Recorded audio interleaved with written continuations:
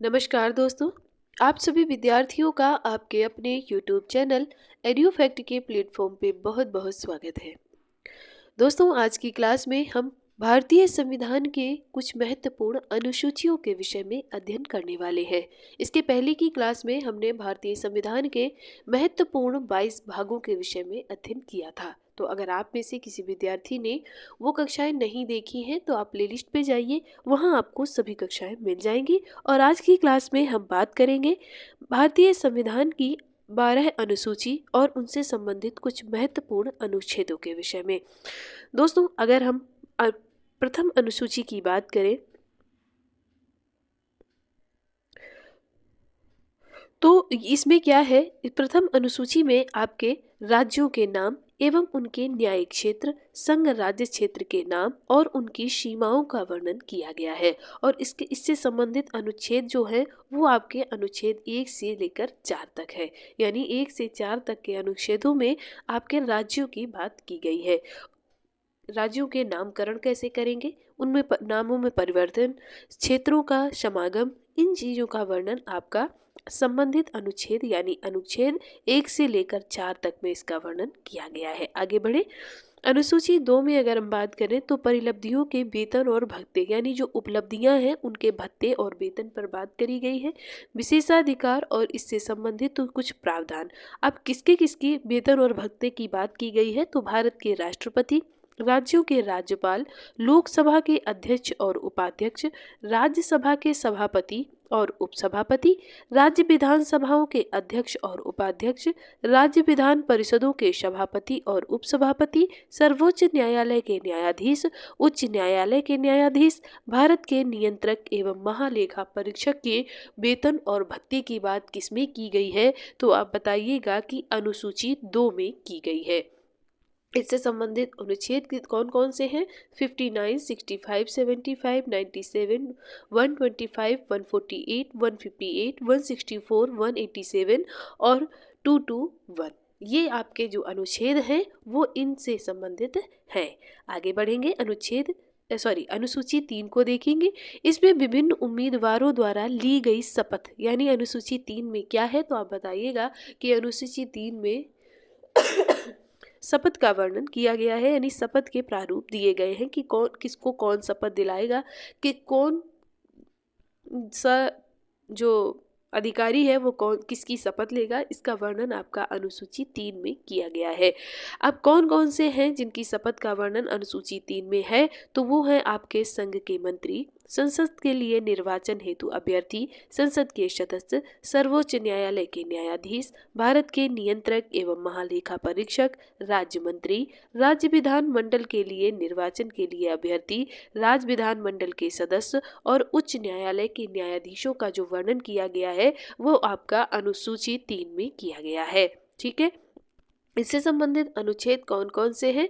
75, 84, 99, 124, 146, 173, 188 और 219। ये अनुच्छेद नंबर आपके संबंधित हैं अनुसूची 3 से यानी शपथ से संबंधित है। अब अगर आपसे पूछा जाए कि अनुसूची 3 का संबंध क्या है या अनुसूची 3 में क्या वर्णित है तो आप बताइएगा कि अनुसूची 3 में शपथ का वर्णन है यानी शपथ का प्रावधान किया गया है। आगे बढ़े। अनुसूची 4 की अगर हम बात करें तो राज्यों और केंद्र शासित प्रदेशों के लिए राज्यसभा में सीटों का आवंटन, इसका जो विधान है वो अनुसूची 4 में किया गया है। इसके से संबंधित अनुच्छेद कौन कौन से हैं तो एक 4 है और एक 80 है। 79 यानी 79 में आपका संसद है, 80 में राज्यसभा है और 81 में आपका लोकसभा है। ठीक है। तो इसमें संसद है, इसमें लोकसभा है और इसमें राज्यसभा का वर्णन है।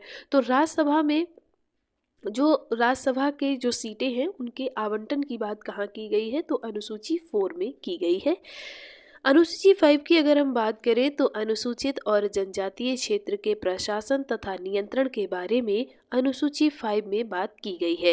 यानी अनुसूची जो जाति जनजाति क्षेत्र है वहाँ पर प्रशासन और नियंत्रण के क्या उपबंध होंगे, वो आर्टिकल 244 और अनुसूची 5 में उसका वर्णन किया गया है। आगे अनुसूची 6 में असम, मेघालय, त्रिपुरा और मिजोरम राज्यों के जनजातीय क्षेत्र के प्रशासन के बारे में उपबंध किया गया है। इसके लिए अनुच्छेद कौन कौन से हैं, तो 244 और 275 अनुच्छेदों में इन चीज़ों का वर्णन किया गया है। अब आपसे अगर पूछा जाए कि असम, मेघालय, त्रिपुरा, मिजोरम राज्य के जो जनजातीय क्षेत्रों के प्रशासन की बात की गई है, कहाँ की गई है, तो अनुसूची 6 में की गई है और आर्टिकल 244 और 275 में की गई है। अनुसूची 7 में अगर देखें तो संघ सूची, राज्य सूची, संवर्ती सूची, यानी यहाँ पर सूचियों का वर्णन है।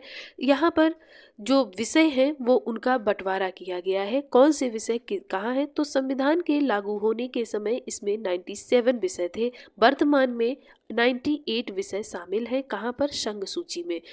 ठीक है, जैसे रेलवे हो गया आपका, यूनियन सर्विस हो गई, और जैसे कि आपके प्रशासनिक के कुछ क्षेत्र हो गए, ये आपके सभी संघ सूची में शामिल हैं। राज्य सूची में संविधान के लागू होने के समय इसके अंतर्गत 66 विषय थे, वर्तमान समय में इसमें 59 विषय हैं। संवर्ती सूची की अगर बात करें, संवर्ती सूची का मतलब होता है कि ऐसे विषय जिन पर राज्य और केंद्र दोनों नियम बना सकते हैं उन्हें संवर्ती सूची कहते हैं। राज्य में जब संविधान लागू होने के समय 47 विषय थे, वर्तमान में इसमें 52 विषय हो गए हैं। इसका आर्टिकल कौन सा है, तो इसका आर्टिकल जो है वो 247 है, याद रखिएगा। ठीक है, संघ सूची का मतलब संघ यानी केंद्र नियम बनाए, राज्य सूची का मतलब राज्य नियम बनाए, और संवर्ती सूची का मतलब है कि केंद्र और राज्य दोनों नियम बनाए। लेकिन अगर केंद्र राज्य में नियम को लेकर कोई विवाद होता है तो नियम मान्य किसका होगा, तो वो नियम जो मान्य होगा वो आपका केंद्र का नियम मान्य होगा। ये सारी बातें किस आर्टिकल में कही गई हैं, तो ये आर्टिकल 247 में कही गई है। आर्टिकल जरूर याद रखिएगा क्योंकि आर्टिकल कई बार आपसे पूछा गया है। अनुसूची 8 की अगर हम बात करें तो इसमें मान्यता प्राप्त भाषाओं की बात की गई है। ठीक है, मूल रूप से जब मूल संविधान लागू हुआ था तब उस समय 14 भाषाएं थी, अब 22 भाषाएं हो गई हैं। असमिया, बंगला, बोडो, डोगरी, गुजराती, हिंदी, कन्नड़, कश्मीरी, कामेरी, मैथिली, मलयालम, मणिपुरी, मराठी, नेपाली, उड़िया, पंजाबी, संस्कृति, संथाली, सिंधी, तमिल, तेलुगु और उर्दू। ठीक है, ये भाषाएं आपकी संविधान में शामिल 22 भाषाएं हैं। सिंधी भाषा को कब जोड़ा गया, तो 1967 में 21वें संविधान संशोधन द्वारा इस सिंधी भाषा को जोड़ा गया। इसके बाद में 1992 में 71वें संविधान संशोधन द्वारा कोंकणी, मणिपुरी और नेपाली भाषा को संविधान में दर्जा दिया गया। इसके बाद में 2003 में 92वें संविधान संशोधन द्वारा बोडो, डोगरी, मैथिली और संथाली को संविधान में जगह दी गई। 2011 में संशोधन करके उड़िया का नाम बदलकर ओडिया कर दिया गया, ये याद रखिएगा। फिर से एक बार रिवाइज कर लीजिए। 1967 में 21वां संविधान संशोधन हुआ था, उस समय सिंधी भाषा को संविधान में जगह मिली थी। इसके बाद में 1992 में 71वें संविधान संशोधन में कोंकणी, मणिपुरी और नेपाली इन 3 भाषाओं को संविधान में दर्जा दिया गया था।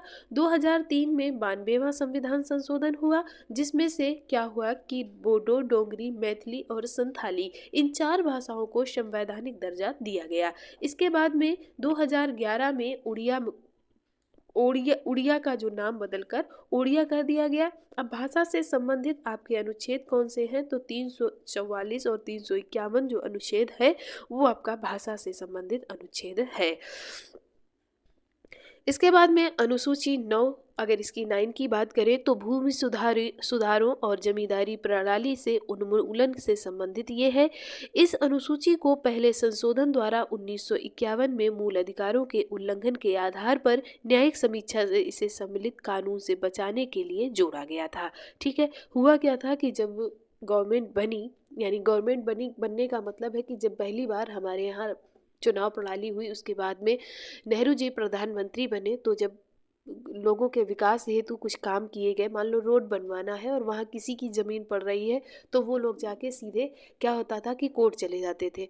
अब क्या होता था, क्योंकि उस समय संपत्ति का अधिकार मौलिक अधिकार में था, तो वो कोर्ट चले गए। अब वो काम हो नहीं पा रहा था, जो लोक कल्याणकारी कार्य होने थे वो हो नहीं पा रहे थे। उस समय ये सुधार किया गया, 1951 में पहला संशोधन किया गया और अनुसूची 9 में इसका वर्णन किया गया। 2007 में उच्चतम न्यायालय ने निर्णय के द्वारा इस अनुसूची में 1973 के बाद सम्मिलित कानून की न्यायिक समीक्षा की जा सकती है। इससे संबंधित अनुच्छेद क्या है, तो 31 खा इससे संबंधित अनुच्छेद है।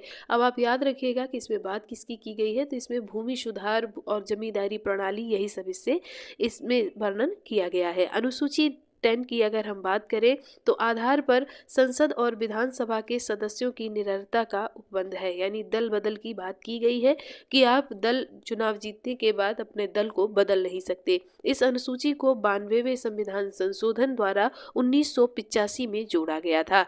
इस दल परिवर्तन रोधी कानून भी कहा जाता है और इसे दल बदल कानून भी कहा जाता है। इससे संबंधित अनुच्छेद कौन से हैं, तो 102 और 191 है। आगे बढ़ेंगे, अनुसूची 11 की बात करें तो पंचायत की शक्तियां, प्राधिकार व जिम्मेदारियां, इसे 73वें संविधान संशोधन द्वारा 1992 में जोड़ा गया था। इसमें 29 विषय है, ये जरूर याद रखिएगा। ये कई बार आपसे पूछा गया है कि अनुसूची 11 में कितने विषय हैं, तो आप बताइएगा कि इसमें 29 विषय सब्जेक्ट हैं। संबंधित अनुच्छेद कौन सा है, तो 243 छाता वाला, इसमें ये क्योंकि ये सब आर्टिकल हैं, ये जोड़े गए हैं, तो छा इसमें इससे संबंधित अनुच्छेद है। आगे बढ़ेंगे, अनुसूची 12 की तरफ, नगर पालिकाओं की शक्तियां, प्राधिकार व जिम्मेदारियां, इसे 74वें संविधान संशोधन 1992 में जोड़ा गया। इसमें 18 विषय हैं, विषय जरूर याद कर लीजिएगा। इससे संबंधित अनुच्छेद तो 243 बा इससे संबंधित अनुच्छेद है। आगे ये 12 अनुसूचियां हो गई आपकी। इसके बाद में अगली क्लास में आपको कुछ महत्वपूर्ण संविधान संशोधन के विषय में अध्ययन कराया जाएगा। तो अगर आपने अभी तक चैनल को सब्सक्राइब नहीं किया है, तो आप चैनल को सब्सक्राइब जरूर कर लें, ताकि आपको टाइम टू टाइम वीडियो मिलते रहे। दोस्तों, उत्तर प्रदेश से संबंधित अगर आपने कक्षाओं का अध्ययन नहीं किया है, तो आप प्लेलिस्ट पे जाइए, वहाँ आपको सभी कक्षाएं विस्तार पूर्वक मिल जाएंगी और वहाँ उनसे संबंधित आपको बहुविकल्पी प्रश्न भी सॉल्व करवाए गए हैं, तो वो भी आपको वहीं पर मिल जाएंगे, तो आप वहाँ से उनका अध्ययन कर सकते हैं। आज की क्लास आपको कैसी लगी, ये आप हमें कमेंट करके ज़रूर बताइएगा। क्लास पसंद आई हो तो दोस्तों के साथ शेयर करें, चैनल को सब्सक्राइब कर लें, हमें कमेंट करें। आप सभी विद्यार्थियों का एक बार दिल से बहुत बहुत धन्यवाद।